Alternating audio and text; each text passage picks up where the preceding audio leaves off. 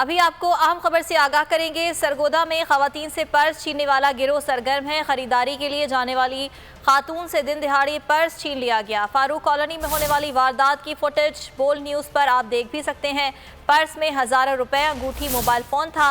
मुतासरा खातून की जानिब से ऐसा बताया जा रहा है। ये मनाजिर आप देख सकते हैं कि मोटरसाइकिल सवार खातून से पर्स छीन कर बआसानी फरार हो गया। सरगोदा में यह वाक़या पेश आया जहाँ पर खवातीन से पर्स छीनने वाला गिरोह सरगर्म है और ये जो वारदात है इसकी फुटेज बोल न्यूज़ ने हासिल कर ली है और फुटेज में देखा जा सकता है कि मोटरसाइकिल सवार खातून का ताक़ुब करते हुए आया और पर्स छीनकर बआसानी फरार हो गया।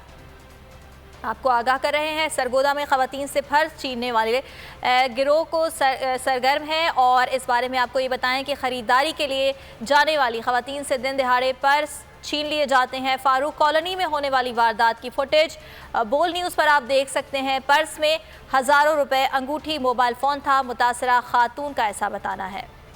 सलमान मौज़म हमारे साथ मौजूद हैं। सलमान, आगाह कीजिएगा, पुलिस ने कार्रवाई की है इस गिरोह के खिलाफ कोई अब तक? जी, पुलिस का हाल इस गिरोह के खिलाफ कोई कामयाब कार्रवाई अमल में नहीं ला सकी है। ये सरगोदा का इलाका है, फारूक कॉलोनी, जहाँ पर दिन दिहाड़े जो जराइम पेशा अफराद हैं वो दंदनाते कर रहे हैं और खवातीन जो खरीदारी के लिए घर से जाती हैं उनसे दिन दिहाड़े पर्स छीन लेते हैं। गुज़श्ता रोज भी ये वाक़या पेश आया जिसकी सीसीटीवी फुटेज बोल ने हासिल कर लिया है।